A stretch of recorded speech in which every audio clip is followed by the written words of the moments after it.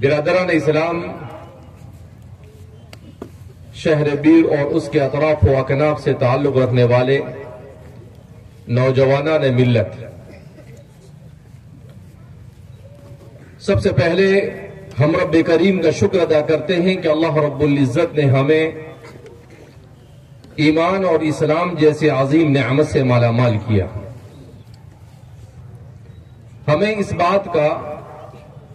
بار بار احساس خود اپنے آپ کو، اپنے گھر والوں کو اور اپنے متعلقین کو دلانا چاہیے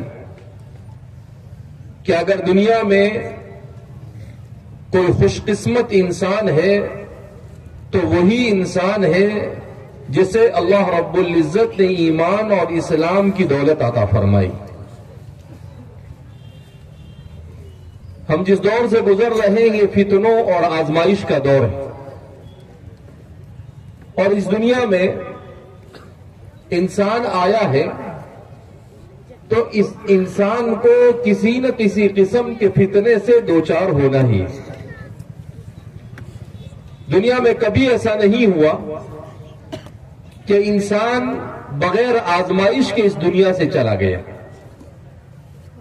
اس لیے کہ قرآن کریم میں خود اللہ فرماتے ہیں لِيَبْلُوَكُمْ أَيُّكُمْ أَحْسَنُ عَمَلًا، کہ ہم نے اس دنیا میں انسان کو عیش اور آرام کے لیے نہیں پیدا کیا، ہم نے اس دنیا میں انسان کو اس لیے نہیں پیدا کیا کہ وہ مال اور دولت کو اکٹھا کرے، ہم نے اس دنیا میں انسان کو اس لیے نہیں پیدا کیا کہ وہ اپنی طاقت اور اپنے مال اور اپنی خوبصورتی کا مظاہرہ کرے، بلکہ ہم نے اس دنیا میں انسان کو اس لیے پیدا کیا کہ وہ اپنی مرضیات کو چھوڑ کر اپنے خالق کی مرضیات کے مطابق زندگی گزارے۔ لہذا حضرت آدم علیہ السلام سے لے کر آج تک اور قیامت تک جو بھی انسان آئے گا، کوئی بھی انسان اس دنیا میں آزمائش کے بغیر اس دنیا سے نہیں گزر سکتا ہے۔ ہر انسان کی آزمائش الگ الگ انداز کی ہوتی ہے۔ اللہ رب العزت کبھی انسان کو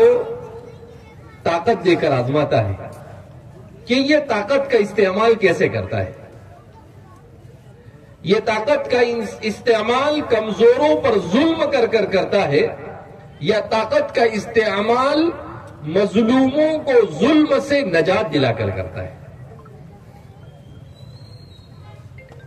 کبھی اللہ انسان کو مال عطا فرماتے ہیں اور انسان کا امتحان لیتے ہیں کہ یہ اپنے مال کا استعمال کہاں کرتا ہے، یہ اپنے مال کا استعمال اللہ کی مرضیات والے راستے میں کرتا ہے، یا اپنے مال کا استعمال فضول خرچی کر کر، اپنے مال کا استعمال گناہوں میں ڈال کر،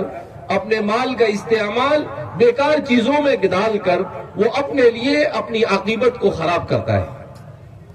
کبھی اللہ انسان کو علم عطا فرماتے ہیں اور اللہ یہ دیکھتے ہیں کہ یہ علم ملنے کے بعد اپنی زندگی کیسے گزارتا ہے، کیا اس کی زندگی میں اور جاہل کی زندگی میں کوئی فرق ہے یا نہیں۔ تو ایسے آپ شمار کرتے چلے جاؤ۔ اللہ کبھی انسان کو حسن و جمال دے کر آزماتا ہے کہ کیا حسن و جمال کے ملنے کے بعد یہ تکبر میں مبتلا ہو جاتا ہے۔ کبھی اللہ انسان کو بدصورتی دے کر آزماتا ہے کہ کیا جو اللہ نے اسے خوبصورت نہیں بنایا تو کہیں وہ اللہ رب العزت کے ساتھ حسن ظن سے خالی تو نہیں ہو جاتا ہے اور اللہ کے بارے میں غلط تو نہیں تصور کرتا ہے۔